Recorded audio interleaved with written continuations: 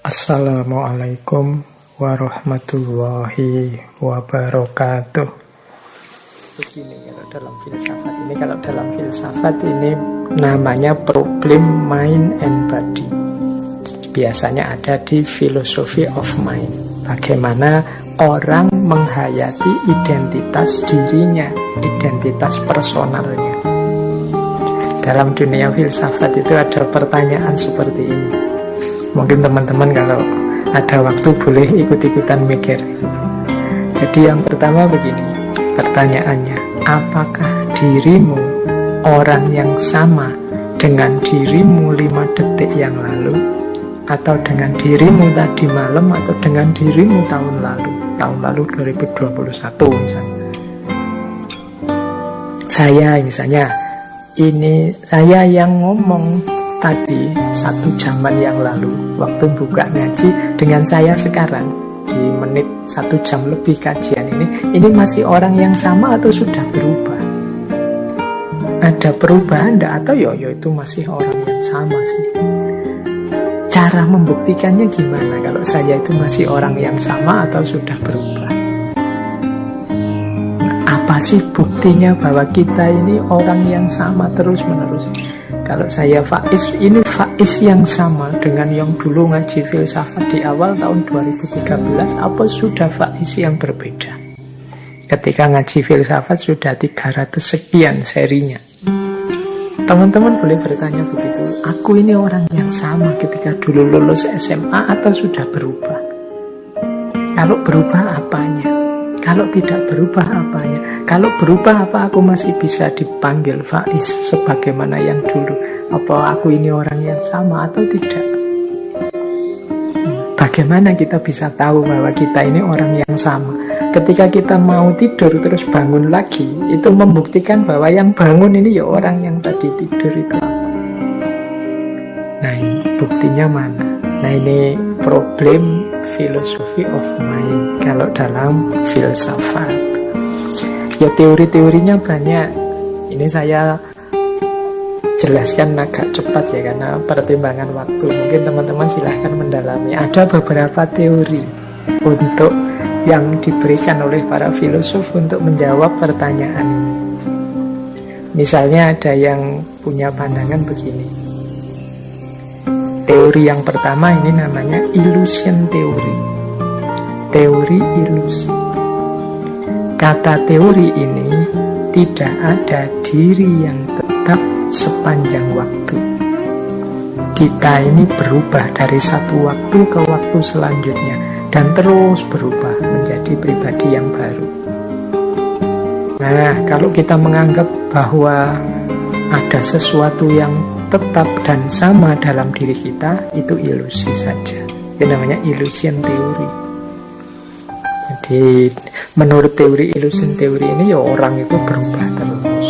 Kalau kita menganggap yang kita hadapi adalah orang yang sama dengan kemarin, itu ilusi dalam pikiran kita saja. Hakikatnya dia berubah.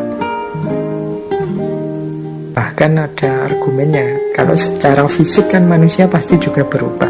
Saya mungkin 20 tahun yang lalu ya rambutku masih hitam, sekarang banyak ya hampir semua putih. Saya sekian tahun yang lalu mungkin lebih gemuk atau lebih kurus dan lain sebagainya. Dan mungkin sekarang lebih ringkih, dulu lebih tangguh dan lain sebagainya. Secara fisik manusia pasti berubah. Kalau ini kan mudah membuktikannya. Dulu teman-teman waktu SD tidak punya kumis, sekarang punya kumis. Jadi kalau fisik sederhana, jadi pasti kelihatan perubahannya. Bahkan ada teori setiap 7 tahun sekali tampilan fisik seseorang itu sepenuhnya mengalami perubahan. Bolehlah teman-teman nanti membandingkan foto-foto kita 7 tahun yang lalu misalnya. Coba dicek terus berkaca sekarang, kira-kira ada perubahan apa. Kalau di teorinya sih begitu. Kemudian pikiran apalagi, perasaan apalagi, persepsi apalagi, cara memandang hidup apalagi, ini pasti juga berubah. Nah, teori yang pertama ini namanya illusion teori. Ini bisa ditemukan misalnya dalam gagasannya David Hume, Heraklitos, William James, termasuk Buddha. Dengan dalam Buddhisme kan ada konsep anicca, ada konsep anatta, ketidakkekalan, ketiadaan aku, bahwa aku yang konsisten sepanjang waktu itu sebenarnya tidak ada. Yang ada itu aku yang berubah terus menerus setiap waktu, setiap detik. Aku ini tidak sama dengan aku yang dulu. Jadi kalau teman-teman lagi gegeran dengan pacarnya kan biasanya sering digugat begitu. Kamu kok sekarang berubah, tidak seperti yang dulu. Belum, memang manusia itu hakikatnya berubah. Jadi tidak mungkin sama. Kalau kamu nganggapnya sama, itu hanya ilusi saja. Hakikatnya dia berubah. Oke, itu namanya illusion teori. Teori pertama. Ada teori kedua. Teori kedua ini namanya body theory, atau kadang disebut physical continuity. Ini pemahaman yang namanya common sense. Biasanya kita pakai. Teman-teman ketemu saya dulu tahun 2013, mungkin generasi awal yang ngaji filsafat. Sekarang ketemu saya lagi, ya tetap merasa saya dulu ketemu Pak Faiz, ya sekarang ketemu Pak Faiz. Dan ini Pak Faiz yang sama yang saya temui dulu zaman tahun 2013. Nah, ini namanya body theory. Jadi ketika kita berhadapan dengan sosok yang sama, meskipun mungkin fisiknya berubah, mungkin dulu saya gemuk misalnya, mungkin dulu kumis saya panjang, sekarang tak potong misalnya, itu kan berubah sebenarnya, tapi tetap kita sadari bahwa ini orang yang sama, Faiz yang sama. Nah, ini namanya body theory.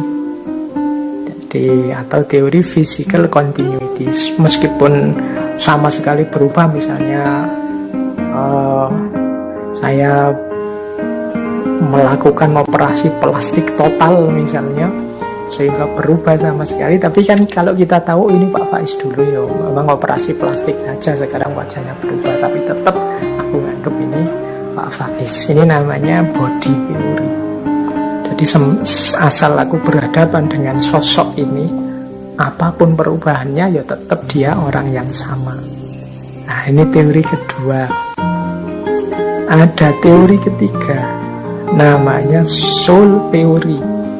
Kalau ini kebalikannya yang tadi. Kalau yang tadi yang hakiki itu yang fisik, kalau ini yang jiwa. Jadi ini kalau kita sering melihatnya lahir dan batin. Kalau ini yang hakiki itu ya yang batin, yang jiwa. Jadi kalau fisik ini berubah-ubah nanti mati. Kalau jiwa itu yang hakiki. Justru mengenali seseorang itu ya jiwanya. Apa yang ada di balik yang fisik. Nah, ini menarik kalau disambungkan dengan teorinya Plato tentang ide. Yang hakiki itu yang ada di dunia ide, yang barang ada kenyataannya, itu tidak hakiki, selalu tidak sempurna. Nah, berarti identitas kita itu sebenarnya identitas keji, identitas kejiwaan, identitas rohania. Kalau identitas fisik tidak bisa jadi pedoman. Nah, ini namanya soul theory, psychological continuity. Jadi psikologisnya, isinya. Mengapa sih tadi ketemu saya, meskipun wajahku berubah, teman-teman masih menganggap saya? Ya karena isinya, batinnya. Jadi karena batinnya masih Faiz yang dulu. Kalau tadi kan fisiknya meskipun berubah, tapi kan sosoknya masih tetap sosok yang itu. Tapi kalau ini enggak, bukan sosok, bukan fisiknya, tapi batinnya. Yang keempat, ada perspektif memori. Nah, ini tokohnya antara lain John Locke. Kata John Locke, ya manusia itu, identitas manusia itu ya bukan tubuhnya, bukan psikisnya, tapi memorinya, ingatannya. Jadi orang itu masih orang yang sama kalau isi ingatannya masih sama seperti sebelumnya. Teman-teman boleh ngambil case ya untuk mudahnya menjelaskan. Misalnya ada orang yang amnesia total. Kalau di drama-drama itu kan kadang ada orang yang lupa sama sekali tentang dirinya. Kenapa? Karena penyakit tertentu. Nah, ketika orang lupa sama sekali tentang dirinya, ini kan hubungannya dengan memori. Dia, kalau versinya John Locke, ya bukan orang yang sama lagi. Kita tidak bisa memperlakukan dia seperti dia sebelumnya. Misalnya, dia ini teman akrab kita sebelumnya. Bahkan kalau di drama-drama Korea itu ada yang sampai istrinya atau pasangannya, kan sangat dekat itu harusnya, tapi begitu kena penyakit itu lupa sama sekali. Itu kan setelah dia mengalami penyakit ini, kita tidak bisa memperlakukan dia persis seperti sebelumnya. Identitasnya berubah total karena dia lupa sama sekali dengan versi sebelumnya. Maka kata John Locke, identitas itu sebenarnya dasarnya adalah memori. Siapa aku itu sebenarnya kita rumuskan dari ingatan kita selama ini. Nah, ini namanya memori teori. Di basis dari identitas kita adalah ingatan kita tentang siapa diri kita. Bayangkan misalnya ya teman-teman, besok pagi bangun ternyata isi memorinya tertukar. Misalnya isi memorinya teman-teman ketukar dengan saya. Bangun pagi teman-teman merasa bahwa saya ini Faiz loh, tapi begitu berkaca kok bukan. Tapi kan secara identitas itu ya tergantung memori. Berarti aku hidup menjalani keseharian sebagaimana isi Faiz tadi. Nah, ini kan memori. Kita hidup itu berdasarkan memori. Kita bangun pagi misalnya merasa, oh ini anakku, itu istriku, yang sana adikku. Itu kan berdasarkan ingatan kita selama ini. Nah, ini tokohnya John Locke. Oke, baik.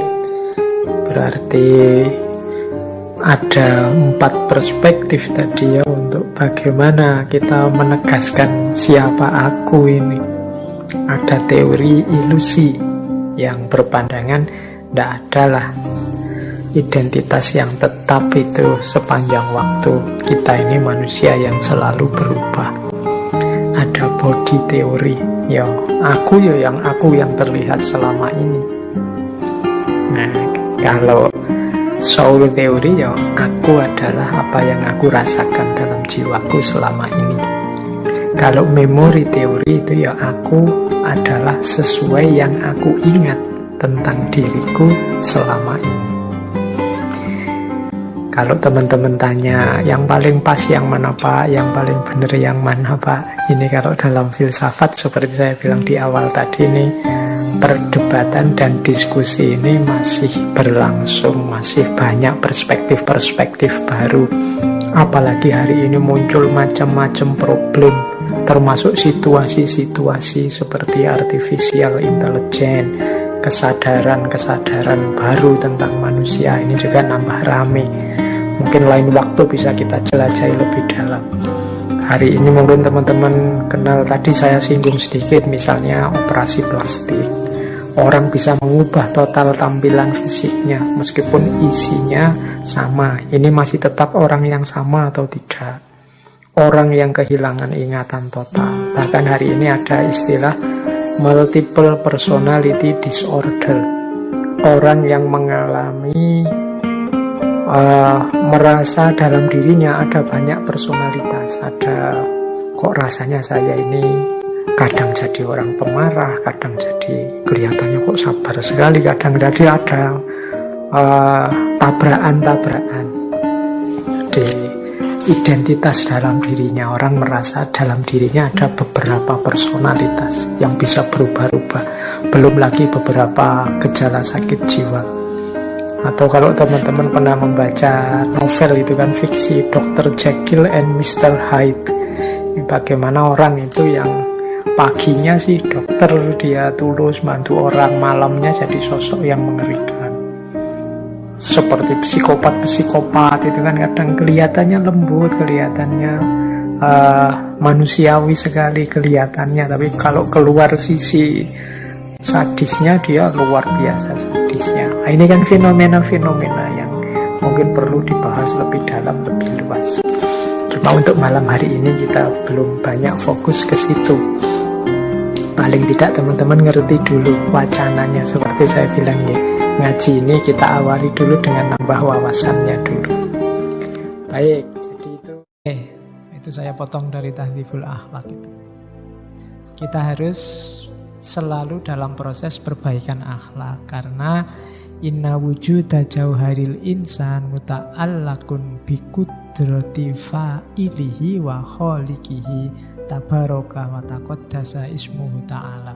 Kalau bentuknya jiwa, kapasitas potensinya jiwa itu berhubungan dengan takdir, kudrat dari pembuat dan penciptanya, yaitu Allah. Kalau wujud, tapi kalau tajwid, fa'amma tajwidu jauhari famufawwadun ilal insan wa huwa muta'allakun bi iradatihi. Kalau perbaikannya, jadi wujud itu keberadaannya, tajwid itu memperbaikinya. Perbaikan jiwanya itu dititipkan mufawwadun, menjadi haknya, menjadi tugasnya manusia. Berhubungan dengan niatnya, keinginannya. Maka setiap hari kita harus berniat untuk memperbaiki akhlak kita. Memperbaiki akhlak kita berarti memperbaiki diri kita. Nyawanya diri kita ada di situ. Cara memperbaikinya gimana? Itu ada 4 hal yang disarankan oleh Ibnu Miskaweh. Yang pertama, adat wal jihad. Biasakan diri dan jihad. Jadi jihadun nafas ini memperbaiki akhlak. Taklukkan dirimu, nafsu-nafsu rendah, keserakahan yang tidak terbatas, taklukkan. Biasakan dirimu dengan sungguh-sungguh. Kuncinya sejak awal tadi pembiasaan. Kemudian ada yang lebih gampang lagi, tidak harus ngalami sendiri, apa? Belajarlah dari pengalaman orang lain. Bacalah kisah-kisah orang soleh, belajarlah meniru mereka. Bacalah kisah-kisah orang-orang tercela, belajarlah tidak kayak mereka. Itu belajar dari kisah orang lain. Tidak usah ngalami sendiri. Tidak usah ngalami jeleknya maling, nggak usah harus kamu maling sendiri terus digupuli orang sekampung. Cukup kamu lihat pelajaran, itu loh nasibnya maling. Kan itu. Belajar dari pengalaman orang lain. Tidak harus nunggu mengalami bencana, cuma kita belajar dari bencana orang lain. Yang kedua, belajar dari orang lain. Yang ketiga, belajar dari diri sendiri. Namanya mawas diri, muhasabatun nafas. Yang keempat, pakai strategi oposisi. Jadi oposisi itu kamu muhasabah, temukan jelekmu. Kalau sudah ketemu jelekmu, hadirkan lawannya. Misalnya kamu ketemu, ternyata saya itu pelit. Ada teman pinjem aja bilang gak punya uang, padahal uangku masih banyak misalnya. Maka untuk ngatasi ini apa? Strateginya oposisi. Hadirkan kedermawananmu. Misalnya, wah kasihan teman tadi sudah pergi, tak kejar. Mas tadi tak tolak, sekarang tak utangi berapapun. Itu menghadirkan kedermawanan. Contohnya menu. Jadi ternyata mulutku itu jelek, kalau ngomong suka misuh-misuh. Sekarang hadirkan kebalikannya, karena kamu sama-sama bisa. Ngomong lembut bisa, ngomong kasar bisa. Sekarang hadirkan yang lembut-lembut. Jadi itu namanya strategi oposisi. Pak, tapi kalau enggak dari jiwa kita kan berat. Loh, makanya tadi dibiasakan. Ya memang awalnya kaku. Temenmu mungkin ketawa, alah kamu biasanya cangkeme kaya ya, sekarang pakai ngomong soleh-soleh apa misalnya. Loh enggak apa-apa. Nanti lama-lama dibiasakan juga akan jadi ke sana. Jadi hadirkan oposisinya dan biasakan. Akan membentuk jiwamu. Jadi jiwamu itu bukan barang jadi, harus dibentuk. Terus, nah, tadi kan perbaikan akhlak, materinya apa kemudian? Obahnya. Tadi kan bolak-balik disuruh cinta ilmu. Syaratnya untuk idealnya moral itu manusia yang cinta ilmu pengetahuan. Nah, diurut ya katanya Ibnu Miskawe. Yang pertama misalnya dari anak kecil tadi, ya harus dididik hal-hal yang wajib bagi kebutuhan tubuh. Ini unik kalau di Ibnu Miskawe, untuk kebutuhan tubuh itu contohnya sholat, puasa, sa'i. Karena memang 3 ibadah ini punya implikasi langsung bagi kesehatan jasmani. Kalau sa'i jelas. Sa'i itu mungkin bahasa olahraganya jogging. Ya kan? Puasa bahasa kesehatannya diet. Sholat, ya nyuwun sewu, mungkin bahasa kasarnya kaya senam, yoga. Loh itu kan, mungkin Ibnu Miskawe lihat itunya. Bahwa ada loh hal-hal yang dibutuhkan oleh tubuh. Dia ngasih contoh itu. Padahal itu ibadah lagi sehat. Cuma ya ibadah yang mantap, gak kayak mungkin sholat kita mungkin agak minimal. Sholat kita kan cepet. Kita kan jenisnya the flash, cepet sus gitu. Semakin pinter kita semakin cepet kekuatan sholatnya. Ya, jadi sholat, puasa itu kan kayak menahan diri. Itu kan orang nyari kesehatan biasanya puasa. Atau sa'i itu. Ya itu contoh. Yang lain juga banyak. Yang penting belajar semua ilmu yang berhubungan untuk pemenuhan kebutuhan jasmania. Yang kedua, baru belajar semua ilmu untuk pemenuhan kebutuhan jiwa. Agama, akidah yang benar, motivasi untuk cinta ilmu. Ya semua ilmu yang dibutuhkan oleh jiwa kita harus dipelajari, dibutuhkan oleh jasmani kita dipelajari. Juga jangan lupa hal-hal yang kita butuhkan dalam rangka interaksi sesama manusia. Jadi utamakan 3 ilmu ini. Ya sebenarnya sudah semua ilmu ada di situ. Ilmu-ilmu eksakta itu mungkin banyak di hal yang wajib diketahui oleh tubuh. Ilmu-ilmu humaniora ada hal yang wajib diketahui oleh jiwa. Ilmu-ilmu sosial ada hal-hal yang wajib dalam hubungan sesama manusia. Berarti sebenarnya Ibnu Miskawe mau ngomong, ya belajarlah semua ilmu. Jangan terkecualikan, semua ilmu penting. Kayak ngaji ini jenisnya humaniora sebenarnya, maka itu kebutuhan untuk jiwa. Ya jangan ngaji dok, kamu juga harus ngerti kebutuhan untuk tubuhmu. Ada ilmunya sendiri, yang wajib sesama manusia juga ada ilmunya sendiri. Oke, ini terakhir. Nah, ini sekarang terakhir ngasih tips mungkin untuk kita, untuk menemukan hikmah. Pokok-pokok akhlak bagi pencari hikmah menurut Ibnu Miskawe. Sekarang dicek jiwa kita, ada kualifikasi ini enggak? Kalau ada, kita sudah filosof. Ya, karena kita sudah punya hikmah. Yang pertama, coba dicek apakah jiwamu lebih suka yang hak daripada yang batil, lebih suka kebenaran daripada kebohongan, lebih suka yang baik daripada yang buruk. Kalau masih belum ya enggak. Karena ada orang itu kebohongan enggak apa-apa asal menguntungkan kelompokku. Hoak enggak apa-apa asal menguntungkan kelompokku. Itu berarti sebenarnya jiwa kita masih belum cenderung pada kebenaran. Yang kita pentingkan kepentingan kita atau kepentingan kelompok kita. Yang kedua, selalu berusaha mengendalikan diri. Ya nanti saya titip kalau muhasabah coba dicek ya, dalam sehari kira-kira berapa jam kamu sadar bahwa kamu itu manusia hamba Allah, punya tugas, sadari aja keberadaanmu, kira-kira berapa jam. Karena hidup kita ini terjebak oleh rutinitas. Jadi kita lebih sering kayak mesin jalan aja begitu saja. Hari Senin kuliah jam pertama melakukan kuliah tanpa jiwamu sendiri sering tidak hadir. Jangankan waktu wong sholat aja kadang juga jiwamu tidak hadir. Itu berarti apa? Kesadaran dirimu tidak muncul, apalagi pengendalian diri. Kalau kamu sadar tentang dirimu, itu baru kamu bisa mengendalikan dirimu. Yang nomor 2, kita berusaha mengendalikan diri. Syarat pertama berarti ya sadari diri dulu. Sering-sering kalau lagi ngapa-ngapain coba dicek. Oh iya ya, sekarang aku ada di sini ngasih ngaji. tadi di kampus. Aku ini sekarang posisinya sebagai yang ngasih wawasan, tapi opo yo pantes aku kayak gitu kan, kesadaran bahwa aku sekarang ada di sini. Kamu ngaji di situ mungkin ya sambil melayang kemana-mana pikiranmu. Tapi coba hadirkan dirimu. Menghadirkan diri sendiri itu tidak gampang juga. Tiap hari harus latihan. Nikmati hidupmu. Hidupmu itu tidak panjang.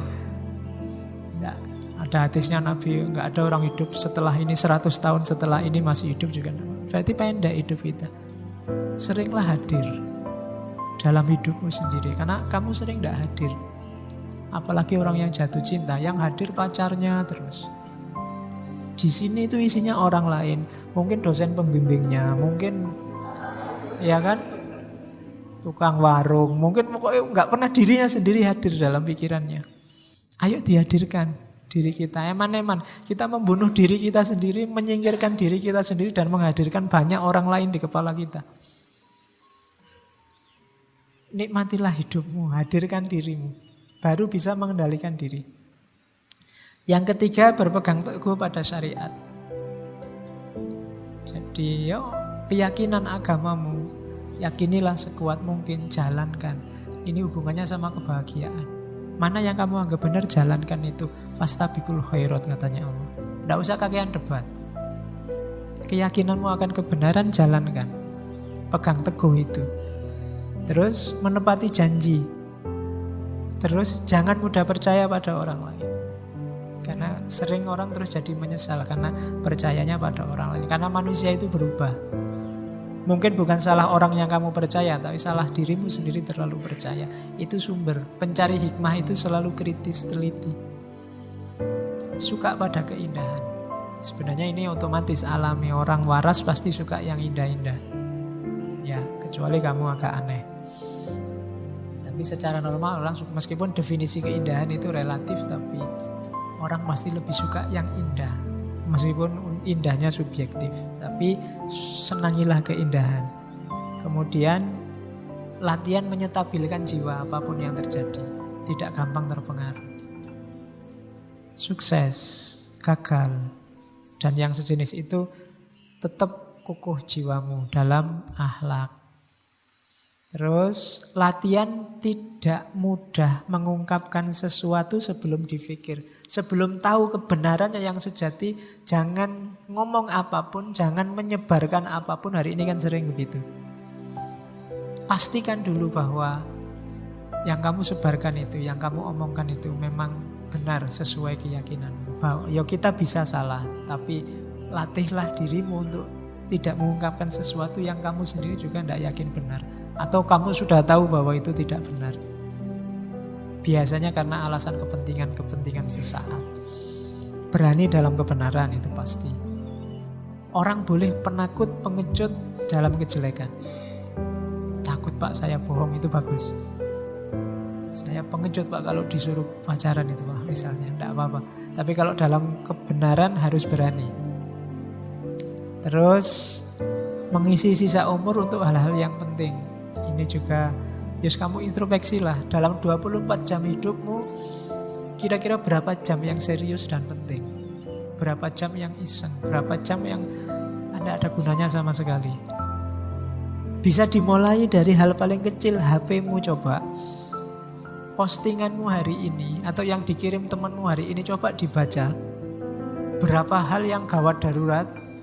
Berapa hal yang penting luar biasa? Berapa hal yang kamu tidak baca juga tidak masalah? Berapa hal yang mending dia tidak usah ngirim daripada kamu nambah sumpek? Berapa hal yang...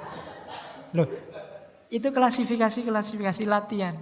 Biar hidupmu lebih bernilai. Karena semakin orang melakukan hal yang tidak penting, semakin hidupnya tidak bernilai. Oke, terus melaksanakan yang seharusnya. Tanpa ketakutan mati, takut miskin, takut masa depan, dan seterusnya. Tidak usah menanggapi kata-kata orang jahat dan dengki. Waktumu habis. Karena orang dengki itu, kamu jawab kayak apapun, dia akan nyari jelekmu. Tidak usah dijawab, kamu ambil pelajaran aja kayak tadi. Alhamdulillah, terima kasih kamu membuka jelekku, biar aja. Tidak usah dibalas. Kalau dibalas levelmu sama kayak dia. Terus selalu menjaga, itu bukan menjadi, Selalu menjaga stabilitas kondisimu, kaya, miskin, terhormat, terhina, tidak masalah. Saya sudah berakhlak baik loh Pak, kok masih tidak dihormati sama orang lain, masih suka dihina sama orang lain, tidak masalah, tidak ada hubungannya. Terus ingat sakit ketika sehat, ingat sedih ketika senang, ingat tulus ketika marah. Jadi ketika sehat ingatlah sakit, maka kita hati-hati. Ketika senang ingatlah sedih, kita tidak berlebihan. Dan ingatlah tulus ketika marah. Orang marah itu berarti ada sesuatu yang dia inginkan tidak terwujud. Orang yang begini biasanya tidak tulus. Ada pamrihnya. Maka ingatlah ketulusan. Oh ya, saya kan harus tulus. Apapun orang tulus itu, apapun hasilnya nggak masalah. Dia tidak akan mengungkit, tidak akan menggugat. Dan yang terakhir, kuat keinginan dan optimis sepenuhnya kepada Allah. Percaya. Jadi tidak usah bergantung pada apapun, percayalah sepenuhnya pada Allah. Tidak usah nunggu balasan yang baik dari orang lain, tidak usah nunggu dibaiki orang lain, tidak usah nunggu orang lain berbuat baik padamu. Kamu saja berbuat baik dan percayalah kalau Allah nyuruh itu, nyuruh pada kebaikan, pasti hasilnya juga baik. Yakin pada Allah saja. Itu pokok-pokok pencari hikmah. Sudah selesai. Itu quote dari Ibnu Miskawe, sebenarnya miliknya Plato. Meskipun Plato tidak pakai bahasa Arab. Ya, mut bil iradat tahya bitobiat.